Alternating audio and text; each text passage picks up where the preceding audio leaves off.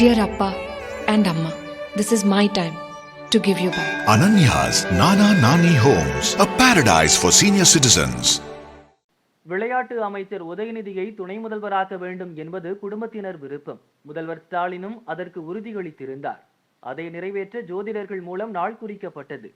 வரும் 24ஆம் தேதி உதயநிதியை துணை முதல்வராக பொறுப்பேற்க வைக்கலாம் என தீர்மானிக்கப்பட்டது. அதற்கு முன் 21இல் சேலம் இளைஞர் மாநாட்டில் துணை முதல்வர் பதவியை வலியுறுத்தி தீர்மானம் நிறைவேற்றவும் முடிவு செய்யப்பட்டது. இதெல்லாம் உதயநிதி சம்மதத்துடன் நடந்து வந்தது. இதன் ஒரு அங்கமாகத்தான் கேலோ இந்தியா விளையாட்டுப் போட்டிக்கு பிரதமர் மோடியை நேரில் சென்று அழைத்தார் உதயநிதி. தமிழக அரசுக்கான நிதி விஷயத்தில் உதவ வேண்டும் என்ற கோரிக்கையையும் வைத்தார். இது உதயநிதியை அடுத்த கட்டத்திற்கு கொண்டு செல்லும் நிகழ்வாகவே கட்சியினர் பார்த்தனர். எப்படியும் துணை முதல்வர் ஆகிவிடுவோம் என்ற நம்பிக்கையில் உதயநிதி இருந்தார். அது தொடர்பான செய்திகள் கசிந்தன. ஆனால் அதெல்லாம் வெறும் வதந்தி என முதல்வர் ஸ்டாலின் கூறினார். அரசியலை தாண்டி அரசில் முதல்வருக்கு நெருக்கமாக பணியாற்றும் சில அதிகாரிகளின் ஆலோசனை மற்றும் உளவுத்துறை அறிக்கை ஆகியவைதான் முதல்வரின் மனதை மாற்றியது தெரிய வந்துள்ளது.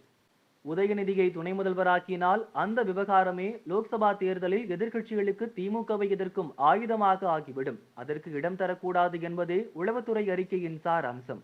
அதனால் லோக்சபா தேர்தல் முடிந்த பின் பார்த்துக் கொள்ளலாம் என முடிவு செய்து உதய்க்கு துணை முதல்வர் பதவி தரும் விஷயத்தை ஸ்டாலின் கிடப்பில் போட்டதால் உதயநிதி அப்செட்டில் இருப்பதாக திமுக வட்டாரங்கள் கூறின.